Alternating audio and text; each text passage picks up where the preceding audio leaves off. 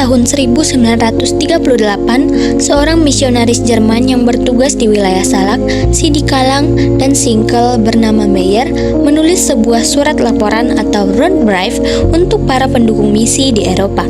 Surat ini yang ditulis pada tanggal 6 Desember memberikan gambaran langsung tentang kehidupan seorang misionaris di pedalaman Sumatera pada tahun 1938. Meyer membuka suratnya dengan permintaan maaf karena lebih dari setengah tahun telah berlalu sejak laporan terakhir dikirim.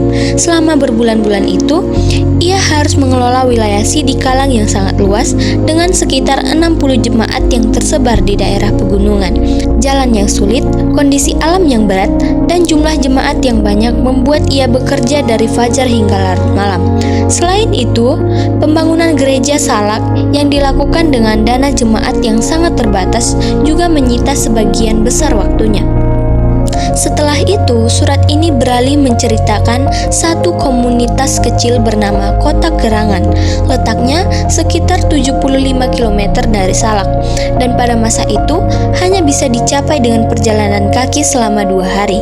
Meyer mengisahkan bahwa ia telah melalui rute ini sebanyak 3 kali, menikmati perjalanan dalam cuaca cerah maupun hujan tropis yang lebat. Karena Meyer ditemani oleh misionaris senior bernama Bregenstorff, kali ini mereka memilih jalur yang lebih ringan, yaitu lewat Sibolga menuju Singkel. Dari sana mereka naik kapal motor menyusuri kota Sungai Singkel. Ia menggambarkan rinci keadaan pesisir Singkel yang gersang, dermaga perkebunan yang pernah menjadi pelabuhan kapal laut, serta seorang administrator Swiss Jerman yang mendukung pekerjaan misi di Kota Kerangan.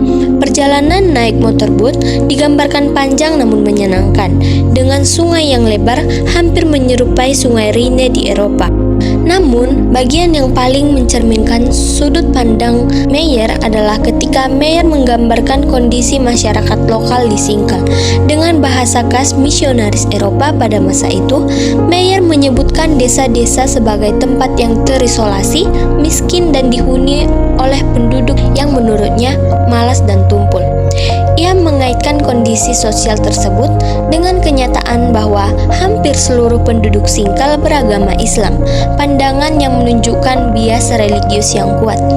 Menurut surat ini, tampak jelas bahwa Meyer ingin menyampaikan beberapa hal kepada para pembacanya di Jerman, yaitu beratnya pekerjaan misi, medan yang sulit, kehidupan yang keras, serta kondisi masyarakat lokal yang baginya menjadi alasan perlunya penyebaran agama. Surat ini bukan hanya laporan kerja, ini adalah dokumen sejarah yang menggambarkan cara pandang seorang misionaris Eropa terhadap Nusantara pada tahun 1938. Ia menunjukkan hubungan antara misi Kristen dan persepsi budaya yang timpang. Dan meskipun bahasa yang digunakan mencerminkan bias zamannya, surat ini memberi kita gambaran penting tentang dinamika sosial, perjalanan, dan kehidupan di daerah Salak, Sidikalang, dan Singkel menjelang masa-masa besar perubahan sejarah Indonesia. Dengan membaca surat ini, kita dapat merasakan campuran antara tantangan fisik, semangat misi, dan kekaguman terhadap alam tropis yang membentuk perjalanan seorang misionaris Jerman pada tahun 1938. Sebuah potret kecil namun berharga dari sejarah yang panjang interaksi budaya dan agama di Sumatera. Namun yang menarik, surat ini berhenti tepat ketika sang misionaris akan memasuki bagian paling penting dari perjalanannya, yaitu rute rahasia yang belum pernah ia lalui sebelumnya, menembus hutan purba Singkel yang tak tersentuh.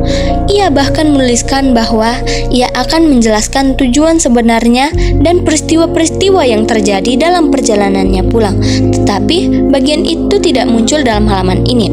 Ada yang penasaran dengan cerita selanjutnya? Apa yang ia temui di dalam hutan? Siapa saja yang ia jumpai?